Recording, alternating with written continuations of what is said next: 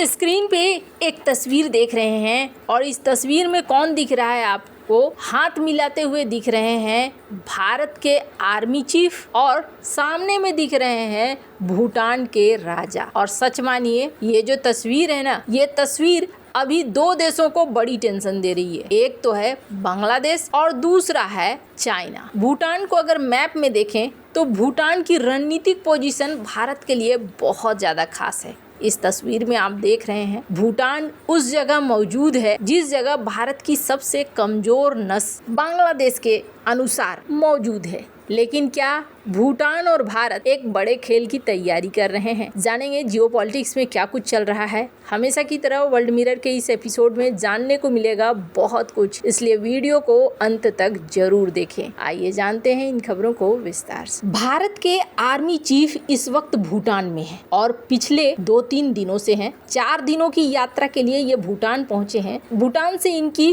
खास तस्वीरें निकल कर बाहर आ रही है। लेकिन मैंने ये क्यों कहा कि ये तस्वीरें टेंशन देने वाली हैं? इसके पीछे कई बड़े कारण हैं। सबसे पहले अगर भूटान की लोकेशन को देखें तो इस मैप में आप देख सकते हैं ये है भूटान और भूटान के ठीक पास में भारत का कौन सा हिस्सा पड़ता है? भारत का वो हिस्सा पड़ता है जिसे हम कहते हैं सिलीगुड़ी कॉरिडोर और पाकिस्तान, चाइना, बांग्लादेश इसे चिकन नेक कॉरिडोर कहते हैं, यानी कि भारत का सबसे कमजोर हिस्सा। कई बार बांग्लादेश ने इस हिस्से को लेकर भारत को चेताने की कोशिश भी करी है और जिसका भारत ने जवाब भी दिया है। लेकिन अब ये देखने को मिल रहा है जिसमें कोई शक भी नहीं रह गया है कि अगर भविष्य में कभी चाइना और भारत आपस में उलझते हैं तो 2 और छुटभइये इसमें कूदेंगे और वो है एक बांग्लादेश और दूसरा है पाकिस्तान। खास करके अगर बात करें इस वक्त जो मौजूदा सरकार है वो तो पक्के तौर पर कूदने के लिए तैयार हो जाएगी। वैसे तो बीच में ये भी आरोप लगाया गया था, कहा गया था कि जब ऑपरेशन सिंदूर चल रहा था तब कथित तौर पर यूनुस चाह रहे थे कि उनके साइड से बांग्लादेश भारत बॉर्डर पर कुछ हो ताकि पब्लिक में उनके समर्थन में भावनाएं जागे। अभी भारत के लिए एक बांग्लादेश नासुर बनता जा रहा है। पिछले 1 साल में बांग्लादेश ने भारत के लिए इतनी मुश्किलें खड़ी कर दी है जितनी कई दशकों में नहीं हुई है और इसका पूरा का पूरा क्रेडिट बांग्लादेश की अंतरिम सरकार के मुखिया मोहम्मद यूनुस को जाता है। उन्होंने इस 1 साल में भारत के हर उस दुश्मन से दोस्ती करने की कोशिश की है और हर वो कदम उठाए हैं जो नई दिल्ली के हितों को नुकसान पहुँचाती है। यही कारण है कि यूनुस के कार्यकाल में भारत बांग्लादेश संबंध रिकॉर्ड निचले स्तर पर है और ये बात खुद बांग्लादेश के अंतरिम सरकार में विदेश मामलों के सलाहकार तौहीद हुसैन ने भी स्वीकार किया है। जब उनसे एक सवाल किया गया तो उन्होंने जवाब दिया कि भारत बांग्लादेश के वर्तमान संबंध शेख हसीना के कार्यकाल की तरह मजबूत नहीं है। ऐसे में जब देखने को मिल रहा है कि चीन, पाकिस्तान, बांग्लादेश की हाल ही में एक बैठक हुई और बैठक का आयोजन चीन के अंदर किया गया। इस बैठक में चीनी उप विदेश मंत्री सन वेइडोंग, बांग्लादेश के कार्यवाहक विदेश मंत्री राहुल आलम सिद्दीकी और पाकिस्तान के सचिव इमरान अहमद सिद्दीकी शामिल हुए। इसका मकसद था कि एक कार्य समूह का गठन करना जो भारत को बाईपास करके बनाया जा रहा है। कुछ लोग ये कहते हैं कि शायद सार्क का गठन हो रहा है। जो भी गठन हो रहा है ये भारत के लिए ठीक नहीं है, इसमें कोई दो मत नहीं है। अब ऐसे में अभी आप देखेंगे भारत के पास क्या उपाय बचता है। भारत ने पहला काम तो ये कर दिया है कि सिलीगुड़ी कॉरिडोर में अपने रक्षा संसाधनों को बढ़ा दिया। इसके अलावा क्या भारत कोई बड़ा रणनीतिक गेम खेल रहा है? गेम तो नहीं, लेकिन भारत एक ऐसी चीज कर रहा है जो चाइना और बांग्लादेश दोनों को सख्ते में डाल देंगे अगर इन्होंने थोड़ा बहुत भी 19-20 करने की कोशिश करी तो। अभी हाल फिलहाल में ना भारत और भूटान के बीच में आवाजाही भी बहुत ज्यादा बढ़ी है।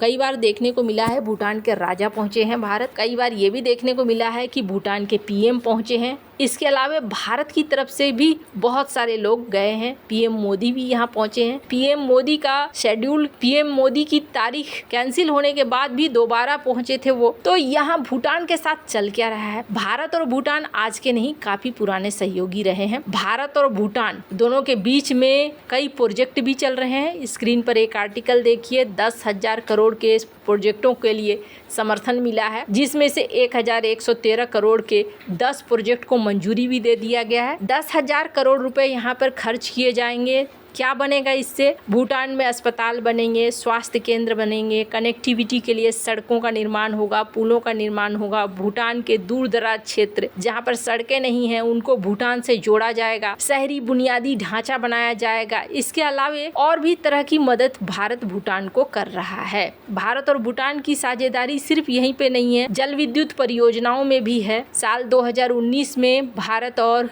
भूटान ने बनाया मांगदेचू जल विद्युत परियोजना, जिसे पूरा किया गया। भूटान के त्रोंगसा जिले में है ये, 720 मेगावाट की परियोजना है। ऐसे ही प्रोजेक्ट दंतक, जिसके तहत सड़क निर्माण किया गया। तो भूटान और भारत के बीच में सिर्फ आर्थिक नहीं बल्कि और भी कई सारे संबंध है जो खास तौर पर रणनीतिक बताए जा रहे हैं। स्क्रीन पर एक आर्टिकल देखिए, रिलायंस भी यहाँ पर जल्द ही कई पावर परियोजनाओं को लेकर आ रही है। पर सबसे खास क्या है, आखिरकार क्यों पहुंचे हैं army chief general Upendra Dwivedi? तो यहाँ उपेंद्र द्विवेदी जब पहुंचे, यहाँ के राजा से उन्होंने मुलाकात करी और राजा से मुलाकात करने के बाद इन्होंने इंडियन मिलिट्री ट्रेनिंग टीम के साथ मुलाकात करी। ये जो यहाँ पर देख रहे हैं, क्या है ये? आखिरकार इतना खास क्या है? ये जो टीम है ना, भूटान में है और भारत और भूटान की रॉयल आर्मी दोनों का जॉइंट ट्रेनिंग शिविर है ये। और इसकी स्थापना कब हुई थी? 1961 से लेकर 62 में हुई थी। भारत का सबसे पुराना विदेशी प्रशिक्षण मिशन है ये। रॉयल भूटान आर्मी और रॉयल बॉडीगार्ड ऑफ भूटान के लोगों को ट्रेनिंग देने के लिए जिम्मेदार है। जनरल द्विवेदी यहाँ जब पहुँचे, इन्होंने भारतीय और भूटानी सैनिकों से मुलाकात करी, इनके प्रशिक्षण को लेकर प्रशंसा करी, इनको देखा कि किस तरीके से प्रशिक्षण चल रहा है, सब कुछ सही चल रहा है नहीं चल रहा है, और भी कई सारे प्रोजेक्ट की कथित तौर पर जानकारी दी गई। और अगर आपको ये लग रहा है ये तो कोई छोटी सी साधारण सी बात है, तो नहीं, आपको बता दूं, इसी भारत भूटान समन्वय का एक उदाहरण है ऑपरेशन ऑल क्लियर। 2003 में भूटान ने एक ऑपरेशन चलाया था। 1990 के दशक में भारत के उग्रवादी समूह जैसे कि उल्फा, NDFB, कामतारा लिबरेशन ऑर्गेनाइजेशन, इन्होंने भूटान के दक्षिणी जंगलों में अपने शिविर बना लिए थे और इन शिविरों का उपयोग भारत में हमलों के लिए ट्रेनिंग और हथियार जमा करने के लिए किया जाता था। भूटान सरकार ने 1996 में इनकी मौजूदगी का पता लगाया और 1998 में इनके साथ बातचीत शुरू की, लेकिन कोई समझौता नहीं हुआ। दिसंबर 2003 में भूटान सरकार ने इन उग्रवादी समूहों को 48 घंटे का अल्टीमेटम दिया और समय पार हो गया। तब रॉयल भूटान आर्मी ने भारत के समर्थन से ऑपरेशन ऑल क्लियर शुरू किया और इस ऑपरेशन में इंडियन मिलिट्री ट्रेनिंग टीम ने बहुत महत्वपूर्ण भूमिका निभाई थी। भारतीय सेना ने रसद, ट्रेनिंग, रणनीतिक समर्थन दिया और इस ऑपरेशन ने भूटान के क्षेत्र से उग्रवादी शिविरों को हटाने में सफलता हासिल करी। ये भारत और भूटान के सैन्य सहयोग की ताकत को दिखलाता है। अगर कल को इस सिलीगुड़ी कॉरिडोर या चिकन नेक या बांग्लादेश इस इलाके में कुछ भी होता है तो आप देखेंगे भूटान और भारत सैन्य सहयोग में आपस भविष्य में आ सकते हैं। वैसे और भी कई सारी चीजें हैं। चीन ने डोकलाम में कई तरह के बेस वगैरह बनाने शुरू कर दिए हैं अपनी साइड में, जो भूटान के लिए खतरा है और भूटान यहाँ सुरक्षा भी चाहता है, इस वजह से भी अपने लोगों को ट्रेनिंग वगैरह दे रहा है। भविष्य में बहुत सारी चीजें हैं और भूटान आपको एक बड़े एक्टिव रोल में नजर जरूर आएगा। वैसे आपको क्या लगता है इन सब मामले में, आपकी क्या राय है? कमेंट कर जरूर बताएं। जल्द मिलते हैं अगली वीडियो में नई खबर के साथ।